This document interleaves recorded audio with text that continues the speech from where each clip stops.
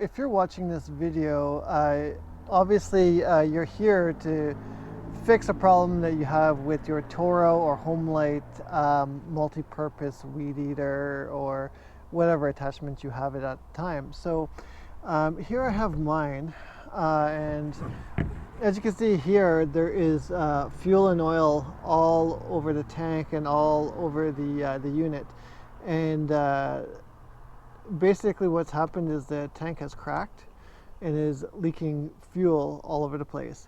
Now, whenever I fill this thing up, typically within an hour or two, it'll be empty without even running the machine. And I find it very difficult to build up the pressure using the pumper in order to keep this thing going.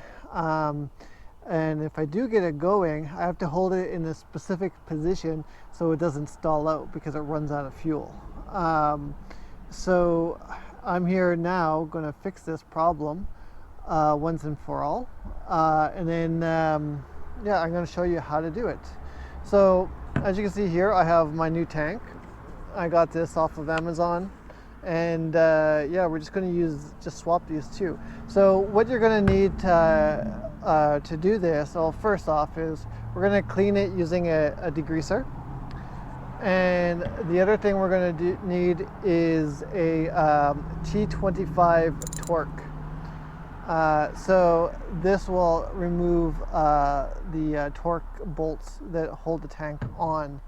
The rest of it is all done by hand. You just like finger screws and whatnot. So let's get started. So the first thing I'm going to do here is spray some degreaser onto the unit. Ooh, come on, pump, pump.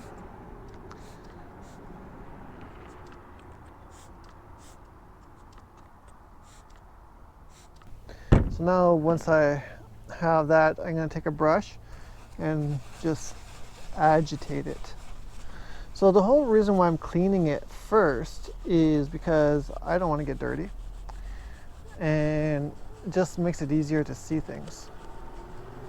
So I'm just going to agitate this thing with a brush, get it all nice and clean. I have this somewhat clean now, and I'm just going to take my hose and I'm going to hose it off. Thing off. So spray this in here.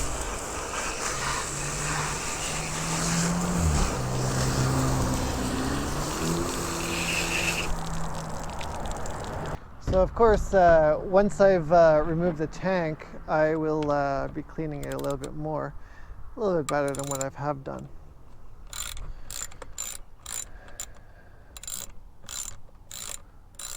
So I'm just going to take these screws out, put them to the side here. Now as you can see, the tank is lifting off, but what I need to do next is I need to unscrew this thumb screw here.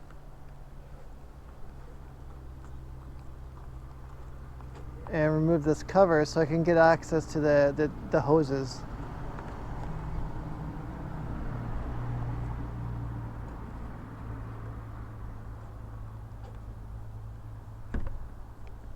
It's a lot of turns.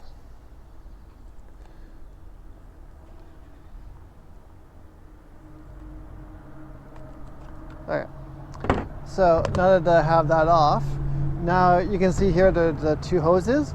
Just need to rip the tank off.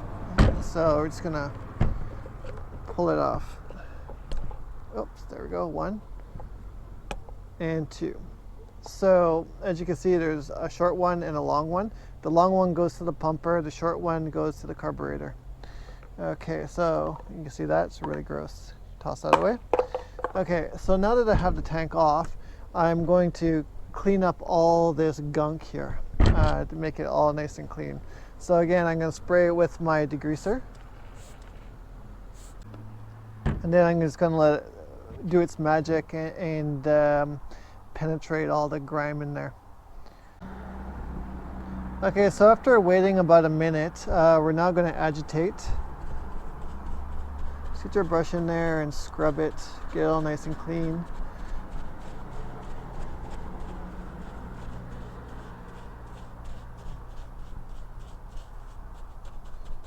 Just want to get all the grime off. There's no point in putting this all back together, having it all dirty. So now that that's all agitated, you're going to take your hose again. You're going to take your hose again, and we're going to just hose this thing off. Wow.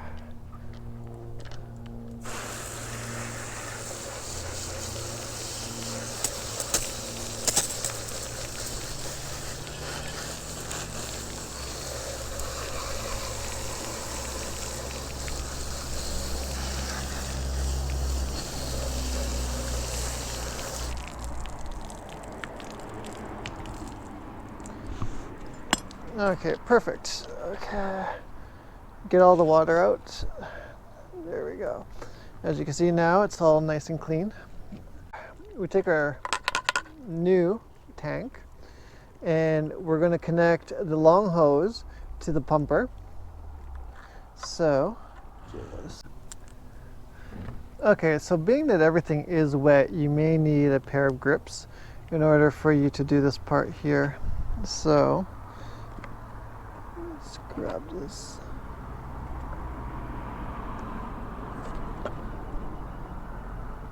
First hose is on. Now I'm going to connect the short tube, which is for the carburetor.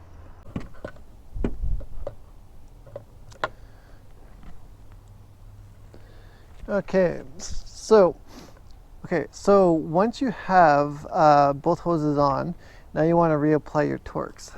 So we're just going to drop those back in, put them in hole, and then grab your wrench, change the direction. Just 1 second. And now we're just going to tighten these back up.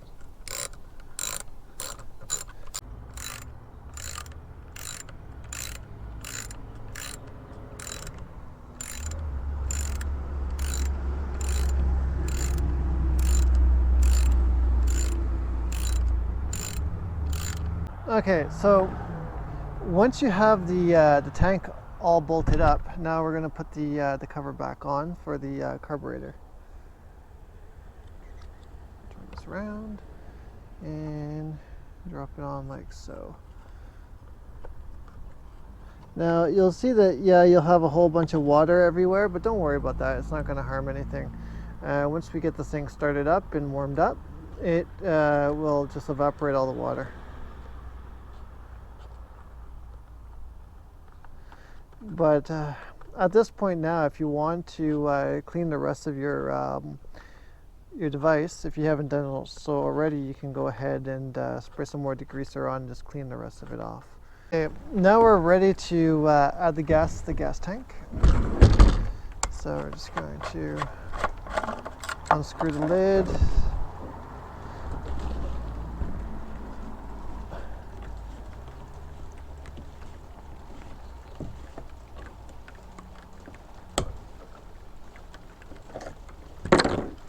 Okay.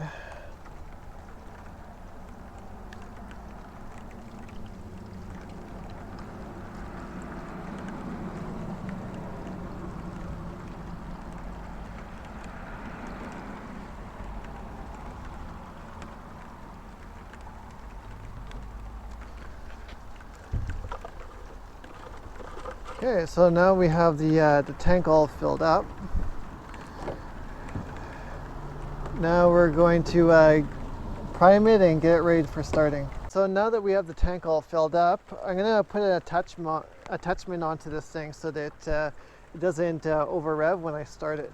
So I'm just going to put my air blower attachment on.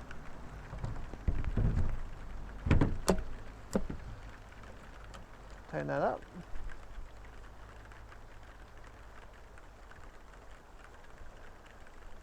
Okay, so of course, standard starting procedure, so pump it 8 times.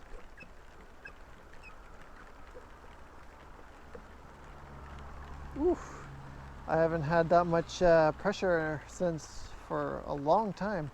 Amazing. Okay, so set it to full throttle and pull 4 times.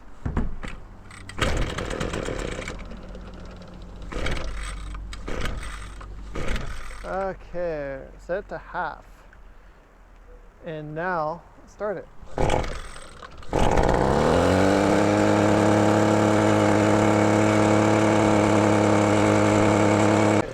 So now that I have this thing started, I'm going to check for leaks.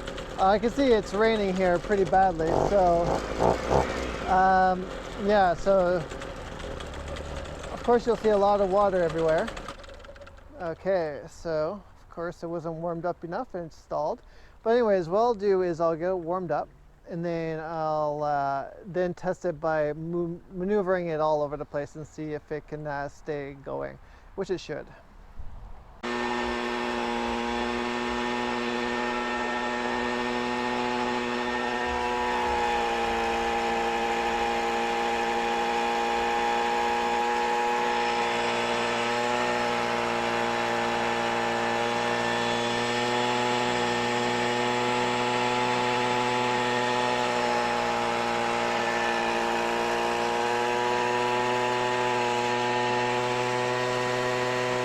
Okay, so that's all there is to it. So that's how you replace the fuel tank on a Toro or Homelite all-in-one tool.